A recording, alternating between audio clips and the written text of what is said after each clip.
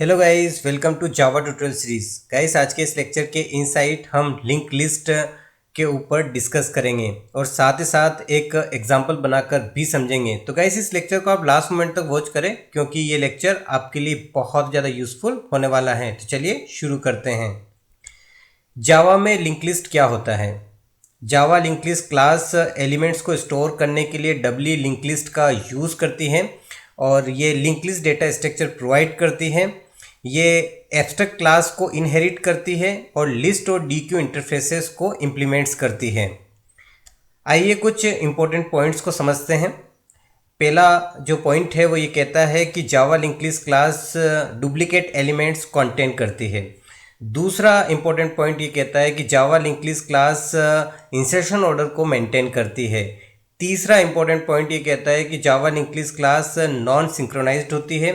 चौथा important point ये कहता है कि जावा लिंक लिस्ट क्लास के इनसाइड जो मैनिपुलेशन होता है वो काफ़ी फास्ट होता है क्योंकि इसमें कोई शिफ्टिंग की नीड नहीं होती है।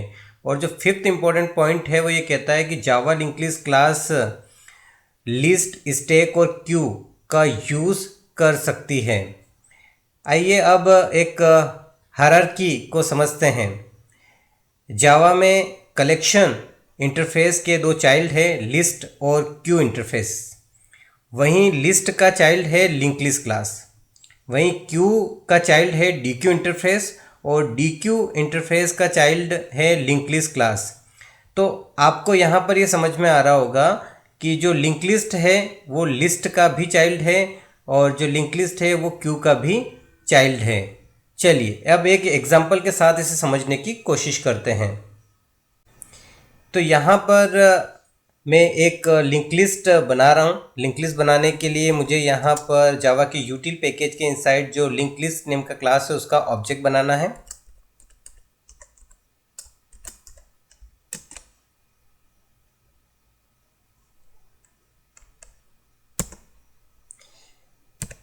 अब यहाँ पर हमें ये डिसाइड करना है कि जो हमारा लिंक लिस्ट है वो किस टाइप का है। हम हमारी लिंक लिस्ट के इनसाइड इंटीजर टाइप के एलिमेंट्स स्टोर करना चाहते हैं, तो हम इस लिंक लिस्ट को इंटीजर टाइप का बनाएंगे। चलिए, हमने ऑब्जेक्ट बना दिया है। अब इस ऑब्जेक्ट को हम इसी क्लास के रेफरेंस में असाइन करेंगे।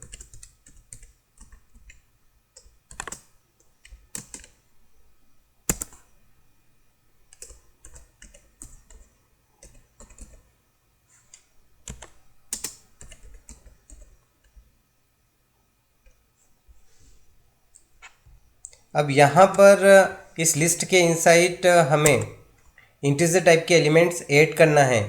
तो लिंक लिस्ट के पास में ऐड नेम का मेथड होता है, उसकी हेल्प से हम इसके इनसाइड इंटीजर टाइप के एलिमेंट्स ऐड कर पाएंगे। तो यहाँ पर हम इसके ऑब्जेक्ट से ऐड नेम के मेथड को कॉल कर रहे हैं और step by step integer type के एलिमेंट्स ऐड कर रहे हैं।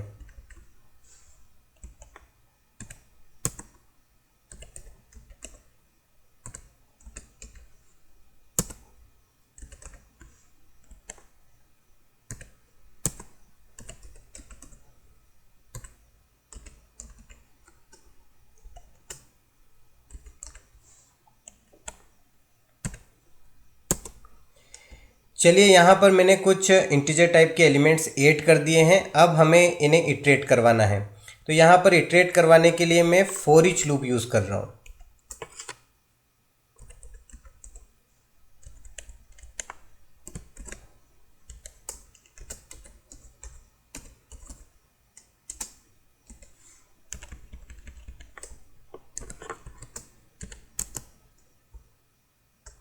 प्रिंट करवाने के लिए यहाँ पर मैं system.out.println स्टेटमेंट यूज़ कर रहा हूँ। चलिए रन करके चेक करते हैं।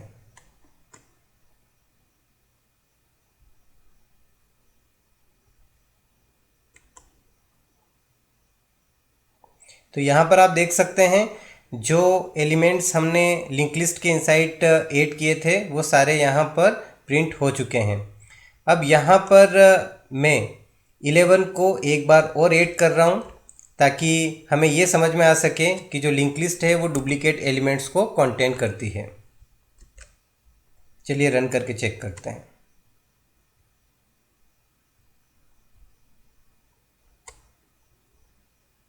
तो यहाँ पर आप देख सकते हैं 11 2 टाइम्स आया है। तो इसका मतलब ये है कि जो लिंक लिस्ट है वो डुप्लीकेट एलिमेंट्स को कंटेन करती है। और साथ ही साथ जिस तरीके से हमने एलिमेंट्स ऐड किए हैं उसी तरीके से प्रिंट हुए, तो इसका मतलब ये है कि जो लिंक लिस्ट है वो इंसर्शन ऑर्डर को भी मेंटेन करती है। चलिए, तो आज के इस लेक्चर के इनसाइट हमने लिंक लिस्ट क्लास के बारे में डिस्कशन किया और साथ ही साथ एक एग्जाम्पल बनाकर समझा। आई होप कि आपको ये लेक्चर बहुत अच्छे समझ में आया होगा। मिलते हैं नेक्स्ट लेक्चर में, तब तक के लिए बाय बाय।